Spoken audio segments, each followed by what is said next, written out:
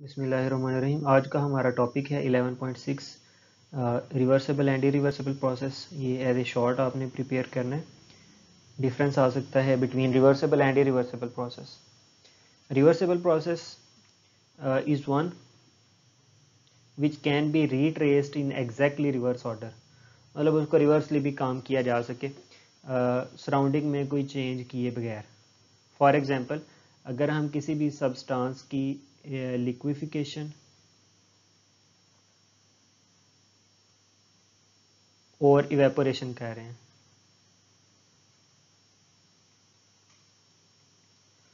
तो लिक्विफिकेशन से इवेपोरेशन हो रही है, स्लोली इवेपोरेशन से दोबारा लिक्विफिकेशन होगी, तो इस तरह के प्रोसेस को रिवर्सिबल प्रोसेस किया जाता है। ये वाला प्रोसेस जो है ये एक स्लो प्रोसेस होता है।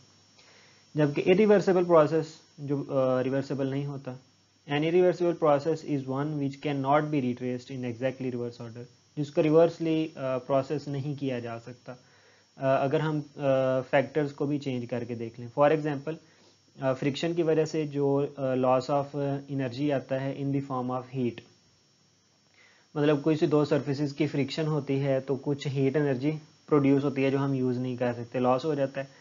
तो वो हीट एनर्जी हम दोबारा से ऑब्टेन नहीं कर सकते, चाहे जो कुछ मर्जी है कर लें। इसके अलावा कंडक्शन, कन्वेक्शन, रेडिएशन के दौरान मोस्टली हीट जो है वो लॉस हो जाता है, हीट एनर्जी की डिसिपेशन होती है जिसे हम दोबारा से ऑब्टेन नहीं कर सकते। तो ये एक इरिवर्सिबल प्रोसेस है। इसके अलावा एक्सप्लोजन के दौरान जितनी भी हीट एनर्जी रिलीज़ होती है हम दोबारा से उसको ऑब्टेन नहीं कर सकते, तो ये भी एक इरिवर्सिबल प्रोसेस है। इसके बाद इरिवर्सिबल प्रोसेस जो है ये एक फास्ट प्रोसेस होता है, सडन प्रोसेस होता है, जबकि रिवर्सिबल प्रोसेस एक स्लो प्रोसेस होता है। तो ये वाला आपने एज ए शॉर्ट प्रिपेयर करना है, इनकी डेफिनेशन और इनके यूजेस प्रिपेयर करने हैं आपने। नेक्स्ट आ जाएगा हीट इंजन। ये भी एज ए शॉर्ट प्रिपेयर करेंगे आप लोग। हीट इंजन ये सबसे बेसिक इंजन था जो सबसे पहले डिस्कवर किया गया था। एक साइंटिस्ट ने जिसने भी ये डिस्कवर किया था उसने ऑब्ज़र्व किया कि अगर किसी बर्तन के अंदर पानी है और इसके ऊपर एक ढक्कन रखा हुआ है, एक लिड रखा हुआ है, तो अगर इसके नीचे आग जलाई जाए, हीट प्रोवाइड की जाए, तो पानी जो है वो बुहारात में तब्दील होगा, इवेपोरेट करेगा, और इसकी वजह से लीड जो है ये ऊपर उठने की कोशिश करती है। तो काम किया जा रहा है, हम लोग हीट एनर्जी प्रोवाइड कर रहे हैं। तो हीट एनर्जी की वजह से लीड जो है, ढक्कन जो है ये ऊपर उठने की कोशिश कर रहा है, मोशन में आ रहा है, तो इसका मतलब है कि इसमें कुछ मैकेनिकल एनर्जी आ रही है। तो बेसिकली हीट इंजन का यही काम है कि ये हीट एनर्जी को कन्वर्ट करता है, हीट एनर्जी को कन्वर्ट करेगा इनटू मैकेनिकल एनर्जी, और उस मैकेनिकल एनर्जी से हम लोग कोई वर्क कर सकेंगे, किसी चीज़ की मोशन करवा सकेंगे, मूवमेंट करवा सकेंगे, या और कोई यूज़फुल वर्क किया जा सकता है। तो ये वाला पानी जो है वो इवेपोरेट हुआ और उसकी वजह से हीट एनर्जी कन्वर्ट हुई मैकेनिकल एनर्जी के अंदर। ये सबसे बेसिक कॉन्सेप्ट था हीट इंजन का। इससे आगे स्टीम इंजन बनाए गए, वो भी हीट इंजन के प्रिंसिपल पे वर्क करता है कि हम किसी चीज़ को हीट प्रोवाइड करते हैं उसको कोई फ्यूल दे के। ये फ्यूल पेट्रोल हो सकता है, डीजल हो सकता है, या जो नीचे जो ट्रेन आपको नज़र आ रही है इसके अंदर ये कोयला यूज़ किया जाता है जिसको बर्न करने से स्टीम प्रोड्यूस होगी और उस स्टीम से वर्क किया जा सकता है। तो बेसिकली फ्यूल को जलाया जाएगा जिससे हीट एनर्जी मिलेगी और उस हीट एनर्जी को कन्वर्ट करवा लिया जाता है इनटू मैकेनिकल एनर्जी। ये फॉलो करता है law of conservation of energy को, कि एनर्जी एक फॉर्म से दूसरी फॉर्म में कन्वर्ट करवाई जा सकती है। मोस्टली जितने भी इंजन होते हैं सब के अंदर एक हॉट रिजर्वायर यूज़ किया जाता है और एक कोल्ड रिजर्वायर या कोई भी सब्सटेंस, कोई भी बॉडी आप कह सकते हैं। हॉट रिजर्वायर की हीट को Q1 से लिखा जाता है और कोल्ड रिजर्वायर की हीट को Q2 से लिखा जाता है। आगे हमने यूज़ करनी है Q1 Q2। तो Q1 होगी हीट ऑफ हॉट रिजर्वायर, जो सब्सटेंस जो बॉडी गर्म है उसकी हीट Q1 है, जो कम टेम्परेचर वाली है, कम हीट वाली है, उधर उसकी हीट Q2 होगी। टेम्परेचर की फॉर्म में हॉट रिजर्वायर का टेम्परेचर T1 और कोल्ड रिजर्वायर का टेम्परेचर जो है वो T2 होगा। तो दोनों की हीट और टेम्परेचर की फॉर्म में आपने ध्यान में रखना है। हॉट रिजर्वायर की हीट को Q1 से रिप्रेजेंट किया जाता है, टेम्परेचर को T1 से, कोल्ड रिजर्वायर की हीट को Q2 से और टेम्परेचर को T2 से रिप्रेजेंट किया जाता है। अच्छा, हॉट रिजर्वायर जो है इसे सोर्स कहा जाता है। हीट इंजन के अंदर ये सोर्स का काम करता है, हीट यहाँ से निकलेगी और फ्लो करेगी। आपको पता है कि हीट फ्लो करती है, heat flows from hot body to cold body. Hot body से हमेशा कोल्ड बॉडी की तरफ हीट फ्लो करेगी। तो जहाँ से हीट फ्लो करेगी, जो हॉट रिजर्वायर है वो सोर्स का काम करेगा। हॉट रिजर्वायर को सोर्स भी कहा जाता है, जबकि हीट फ्लो करके जिस डायरेक्शन में जा रही है, जिस रिजर्वायर में जा रही है, उसे सिंक कहा जाता है।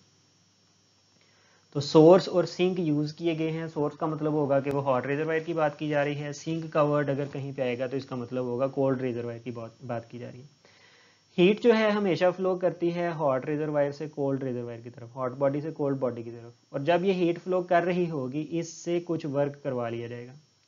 तो ये बेसिकली हीट इंजन का प्रिंसिपल है कि हॉट रिजर्वायर से हीट फ्लो करेगी कोल्ड रिजर्वायर की तरफ, गर्म जिस्म से ठंडे जिस्म की जानिब जब हीट जा रही होगी तो इसमें से कुछ हीट को यूज़ करवा लिया जाएगा वर्क करने के लिए। तो हीट एनर्जी कन्वर्ट हो जाएगी मैकेनिकल एनर्जी के अंदर। ये सबसे बेसिक प्रिंसिपल है हीट इंजन का। इसके बाद है सेकेंड लॉ ऑफ थर्मोडाइनमिक्स। पहले आपने फर्स्ट लॉ पढ़ा हुआ है कि Q is equal to delta U plus W। Heat को किस तरह वर्क में कन्वर्ट करवाया जा सकता है, वर्क से हीट किस तरह बनाई जा सकती है, तो ये एक दूसरे के अंदर किस तरह कन्वर्ट हो सकते हैं, ये हमने पढ़ा हुआ है। इसका प्रैक्टिकल यूज़ हम देखते हैं सेकंड लॉ ऑफ थर्मोडायनामिक्स के अंदर। हो तो सकते हैं लेकिन कैसे होते हैं ये हम सेकंड लॉ ऑफ थर्मोडायनामिक्स में देखेंगे। इसमें अगर हम देखें कि एक इंजन किस तरह वर्क करता है, हीट इंजन, जो अभी पहले आपको बताया, हॉट रिजर्वायर इसकी हीट होती है Q1, कोल्ड रिजर्वायर की हीट होगी Q2। हॉट रिजर्वायर का टेम्परेचर होता है T1, कोल्ड रिजर्वायर का टेम्परेचर होगा T2। इसको सोर्स कहा जाता है और कोल्ड रिजर्वायर को सिंक कहा जाता है। अब हॉट रिजर्वायर के पास कुछ एनर्जी है, ज़्यादा एनर्जी है। सपोज कर लेते हैं कि इसके पास 100 जूल एनर्जी है। अब इसके पास हीट एनर्जी ज़्यादा है, इसका टेम्परेचर ज़्यादा है, तो हीट फ्लो करेगी हॉट बॉडी से कोल्ड बॉडी की तरफ। जब ये हीट फ्लो कर रही होगी तो इसमें से कुछ वर्क करवा लिया जाएगा। फॉर एग्जांपल हॉट रिजर्वायर में एनर्जी थी 100 जूल, इसमें से 25 जूल जो है वो वर्क करवा लिया गया। बाकी कोल्ड रिजर्वायर की जानिब जाएगी 75 जूल्स। तो बेसिकली ये फॉलो करेगा law of conservation of energy को। एनर्जी इनपुट पे 100 आ रही है, हॉट रिजर्वायर पे इनपुट है, और आउटपुट पे हमारे पास वर्क हो रहा है 25 जूल, और कोल्ड रिजर्वायर की तरफ जो एनर्जी लॉस हो रही है वो 75 जूल है। तो इस वर्क को हम लिख सकते हैं, ये जो 25 जूल वर्क हो रहा है, this is equal to total हमारे पास एनर्जी थी 100 जूल माइनस कोल्ड रिजर्वायर की तरफ चली गई 75 जूल, हॉट रिजर्वायर से कुछ कोल्ड की तरफ चली गई और बाकी जो बची उससे यूजफुल वर्क करवा लिया गया। तो इसको हम लिख सकते हैं W is equal to Q1 minus Q2। Second law of thermodynamics है, इसकी स्टेटमेंट ये भी आपने एज ए शॉर्ट प्रिपेयर करना है कि it is impossible to devise a process which में कन्वर्ट। ये पॉसिबल नहीं है कि हम एक ऐसा प्रोसेस बना सकें जो कि हीट को कन्वर्ट कर सके एक्सट्रैक्टेड फ्रॉम सिंगल रिजर्वायर, कि सिर्फ एक ही हमारे पास रिजर्वायर हो, उसमें से जो हीट है वो सारी की सारी वर्क में कन्वर्ट हो जाए। मतलब केस ये है कि हमारे पास एक ही रिजर्वायर है, हॉट रिजर्वायर, हम सारे का सारा उससे वर्क करवा लें, मतलब कोई भी हीट आगे कोल्ड की तरफ ना जा सके।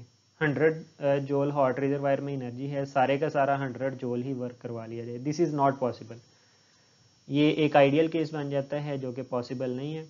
हमेशा हॉट रिजर्वायर होगा, उसमें से कुछ वर्क करवाया जाएगा और बाकी ज़्यादातर एनर्जी जो है वो लॉस हो जाएगी, कोल्ड रिजर्वायर में चली जाएगी, जिसको हम यूज़ नहीं कर सकते। इंजन जो मोस्टली यूज़ किए जा रहे हैं वो पेट्रोल इंजन है और डीजल इंजन है।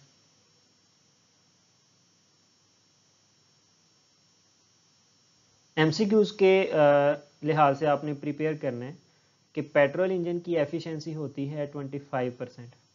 इसका मतलब है कि ये जो आपको बताया है अगर हॉट रिजर्वायर इसके अंदर एनर्जी 100 जूल है तो पेट्रोल इंजन 100 में से 25 जूल वर्क करवा सकेगा, जबकि डीजल इंजन इसकी एफिशिएंसी होती है 35 से 40%। 100 में से 35 से 40 जूल ये वर्क करवाएगा, बाकी सारी जो है हीट वो लॉस हो जाएगी हीट की फॉर्म में, एनर्जी लॉस हो जाएगी हीट की फॉर्म में। तो ये वाले दो पॉइंट्स जो हैं, पेट्रोल इंजन की एफिशिएंसी कितनी होती है और डीजल इंजन की एफिशिएंसी, ये आपने एमसीक्यू के तौर पे प्रिपेयर करने हैं, और उसकी स्टेटमेंट और ये वाला फार्मूला ये आपने एज ए शॉर्ट प्रिपेयर करना है। वर्क डन जो है Q1 माइनस Q2 के इक्वल होता है, ये नेक्स्ट हमने यूज़ करना है, ये फार्मूला आपने याद रखना है, ये भी एज ए शॉर्ट टॉपिक है। नेक्स्ट है इस चैप्टर का सबसे इंपॉर्टेंट लॉन्ग, जो कि कार्नेट इंजन है। ये आपने as a long question prepare करना है। Carnot engine and Carnot theorem, ये एक साइंटिस्ट है, सादी कार्नेट उसका नाम है, उसने डिवाइस किया था 1840 के अंदर, तो इसी वजह से इसे कार्नेट इंजन कहा जाता है।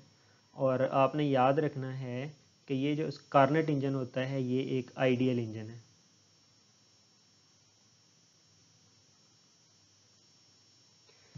कार्नेट इंजन के अंदर बहुत आसान वर्किंग है इसकी, 4 स्टेप्स फॉलो किए जाते हैं। 4 स्टेप्स हमने किस तरह से फॉलो करने हैं, 2 दफ़ा एक्सपेंशन होगी, गैस को एक्सपेंड करवाया जाता है, और 2 दफ़ा कंप्रेशन होगी। 2 एक्सपेंशंस 2 कंप्रेशंस, 4 स्टेप्स में कार्नेट इंजन जो है ये वर्क करेगा। चारों स्टेप्स हम देख लेते हैं। फिर इसके बाद आइसोथर्मल और एडियाबैटिक प्रोसेस, जो लास्ट लेक्चर में आपको करवाया था, उसका ग्राफ आपके जहन में होना चाहिए कि आइसोथर्मल इसका जो ग्राफ होता है जिसे आइसोथर्म कहा जाता है, वो अगर हम वॉल्यूम और प्रेशर के बीच में बनाएं, प्रेशर और वॉल्यूम एक दूसरे के इन्वर्सली रिलेटेड है, तो ये ग्राफ इस तरह से डिक्रीजिंग आएगा। जबकि अच्छा ये आइसोथर्मल का है तो इसे हम आइसोथर्म कह सकते हैं। जबकि एडियाबैटिक का ग्राफ जो है वो गहरा होता है, स्टीपर होता है, वो कुछ इस तरह से होगा। तो ये एडियाबैटिक ग्राफ होगा, ये लास्ट लेक्चर में हमने बड़ी डिटेल से पढ़ा था। तो ये ग्राफ बेसिकली दोनों आपने जहन में रखने हैं। आइसोथर्मल ग्राफ ये कम गहरा होता है, जबकि एडियाबैटिक का ग्राफ ये ज़्यादा गहरा होता है। तो कार्नेट इंजन जो है ये 4 स्टेप्स में काम करेगा। 2 दफ़ा एक्सपेंशन होगी, 2 दफ़ा कंप्रेशन होगी। एक्सपेंशन का मतलब है कि वॉल्यूम जो कि एक्स एक्सिस में दिया गया है, एक्सपेंड करने का मतलब है कि वॉल्यूम इस तरफ जा रहा है, ज़्यादा की तरफ जा रहा है। एक्सपेंड जब हम एक्सपेंशन की बात करेंगे, गैस जब एक्सपेंड करेगी तो उसका वॉल्यूम बढ़ रहा है। जब कंप्रेशन की बात की जाएगी तो इसका वॉल्यूम जो है ये बैकवर्ड जाएगा, वॉल्यूम इसका कम होगा। तो ग्राफ में जो एरोज लगे हुए हैं वो आपने याद रखने हैं, हमने किस तरह से लगाने हैं। तो सबसे पहले स्टेप में the gas is allowed to expand isothermally, हम गैस को एक्सपेंड करेंगे। एक्सपेंड करने का मतलब है कि पॉइंट ए से बी की तरफ। आइसोथर्मली, आइसोथर्म का ग्राफ आपको पता है डिक्रीजिंग होता है प्रेशर और वॉल्यूम के बीच में। तो ये वाला ग्राफ आएगा आइसोथर्म के लिए, एरो रिप्रेजेंट कर रहा है कि ये गैस एक्सपेंड कर रही है, वॉल्यूम जो है इंक्रीज की तरफ जा रहा है। सबसे पहले आइसोथर्मल एक्सपेंशन की जाएगी। आइसोथर्मल प्रोसेस के अंदर टेम्परेचर जो है वो कांस्टेंट रखा जाता है, और एक्सपेंड करना है चीज़ को, चीज़ कब एक्सपेंड करेगी, जब वो हीट को अब्जॉर्ब करेगी। तो इस केस में हीट को अब्जॉर्ब किया जाता है। पहले स्टेप में ये जो कर्व है ए से लेके बी तक, इससे आइसोथर्मल एक्सपेंशन को रिप्रेजेंट किया गया है। सबसे पहले आइसोथर्मल एक्सपेंशन, 2 हमने एक्सपेंशन करवानी है और 2 कंप्रेशन। आइसोथर्मल एक्सपेंशन के बाद होगी एडियाबैटिक एक्सपेंशन। एडियाबैटिक एक्सपेंशन में टेम्परेचर जो है वो कांस्टेंट नहीं रहता, बल्कि ये ड्रॉप करेगा T2 की तरफ, और इसको रिप्रेजेंट किया गया है BC से। ये भी वॉल्यूम के इंक्रीज की तरफ जा रहा है। तो पहले 2 स्टेप्स में एक्सपेंशन हो रही है। उसके बाद नेक्स्ट स्टेप में आएगी आइसोथर्मल कंप्रेशन। पहले में आइसोथर्मल एक्सपेंशन, फिर एडियाबैटिक एक्सपेंशन। अब हमने 2 कंप्रेशन करवानी है, एक आइसोथर्मल और एक एडियाबैटिक। अब कंप्रेशन की तरफ है तो वॉल्यूम बैकवर्ड जाएगा, पीछे की तरफ। कंप्रेस्ड आइसोथर्मली गैस को करवाया जाएगा, टेम्परेचर कांस्टेंट रहेगा, और जब कंप्रेशन होगी तो किसी भी बॉडी में से हीट को बाहर निकाला जाता है। अगर बॉडी हीट को अब्जॉर्ब करे तो वो एक्सपेंड करती है, और अगर उसमें से हीट को बाहर निकाल दिया जाए तो वो कंप्रेस होगी। तो इस केस में हीट जो है वो रिजेक्ट की जाएगी। It is represented by C D in diagram. C से डी तक इस ग्राफ को रिप्रेजेंट किया गया है। एरो आपने याद रखना है, ये सी से डी की तरफ होगा क्योंकि कंप्रेशन हो रही है, वॉल्यूम डिक्रीज हो रहा है। इसके बाद लास्ट स्टेप है कि गैस को कंप्रेस किया जाता है एडियाबैटिकली। तो ये दोबारा पॉइंट ए पे रीच कर जाएगी, इसको रिप्रेजेंट किया गया है ग्राफ डी ए के साथ। तो कार्नेट इंजन बेसिकली 4 स्टेप्स में काम करता है। 2 दफ़ा एक्सपेंशन होगी और 2 दफ़ा कंप्रेशन होगी। तो 4 इजी से स्टेप्स हैं ये, और ग्राफ आपने याद रख लेना।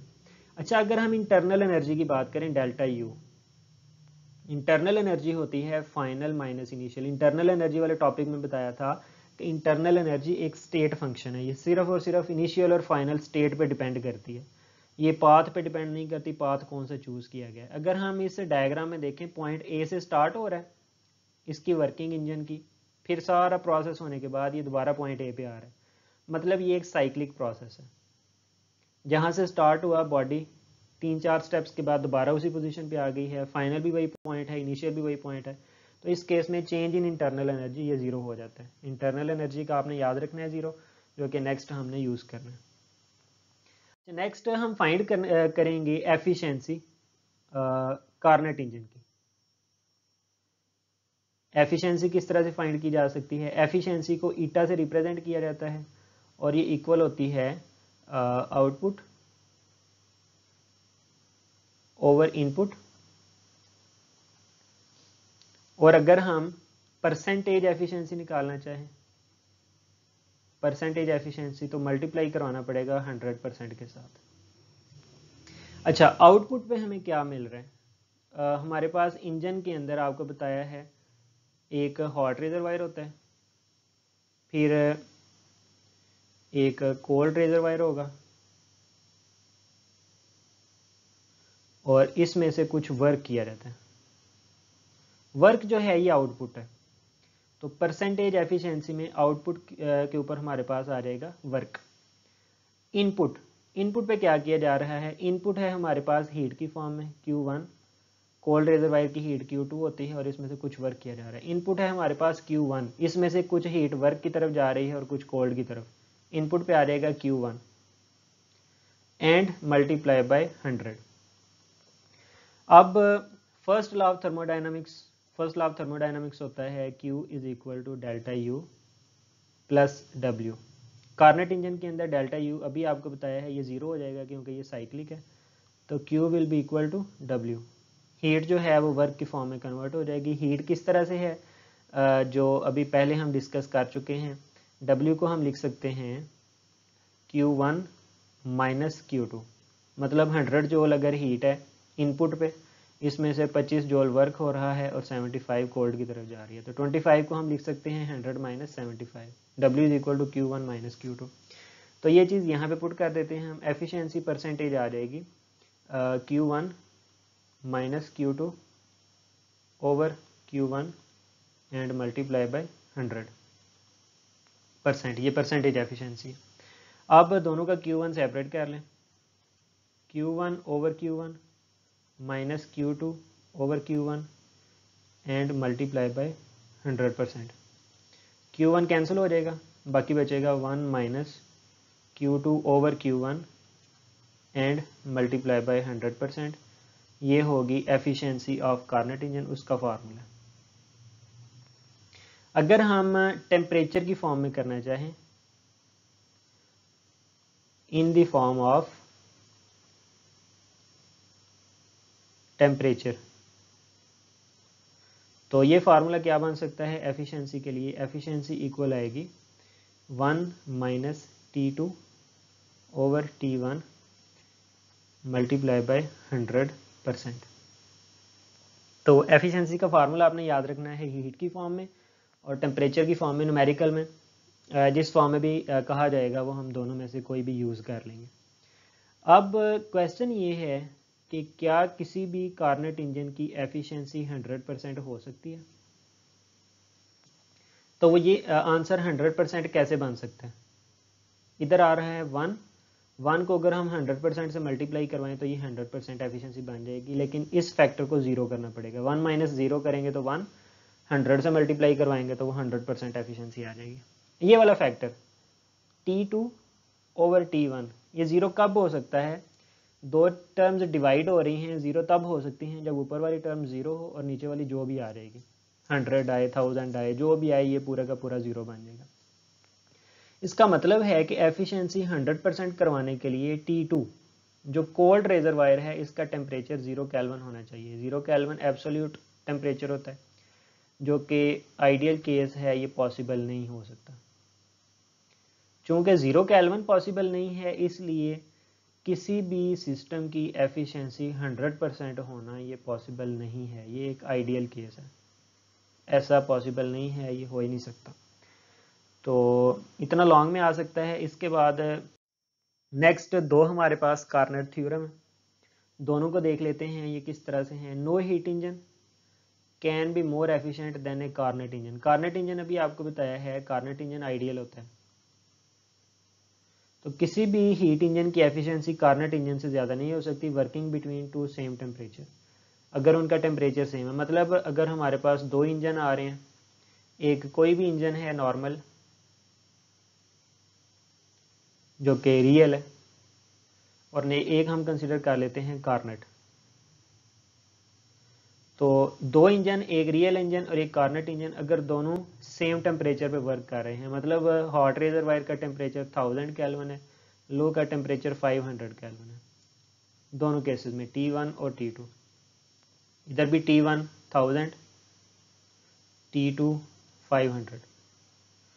तो पहला थ्योरम है कि एक नॉर्मल इंजन, रियल इंजन और एक कार्नेट इंजन अगर सेम टेम्परेचर पे काम करें तो कार्नेट इंजन की एफिशिएंसी ज़्यादा होगी। Efficiency of Carnot engine is greater than efficiency of real engine, तो अगर दोनों सेम टेम्परेचर पे वर्क करें।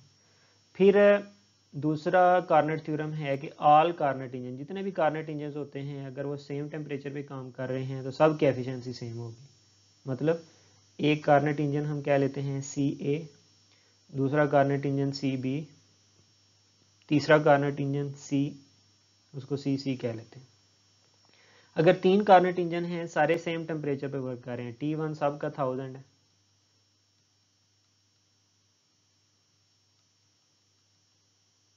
और T2 सब का 500,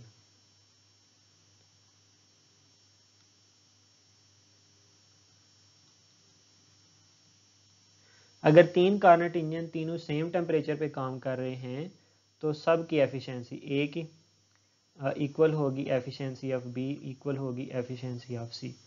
अगर तीन कार्नेट इंजन तीनों सेम टेम्परेचर पे काम करें तो तीनों की एफिशिएंसी सेम होगी। अगर एक रियल इंजन और एक कार्नेट इंजन सेम टेम्परेचर पे काम करें तब कार्नेट इंजन की एफिशिएंसी ज़्यादा, और अगर तीनों कार्नेट इंजन सेम टेम्परेचर पे काम कर रहे हैं तो तीनों की एफिशिएंसी एक जैसी होगी। ये कार्नेट थ्योरम है। तो यहाँ तक आज का लेक्चर है, इंशाल्लाह नेक्स्ट कल होगा। अल्लाह हाफिज़।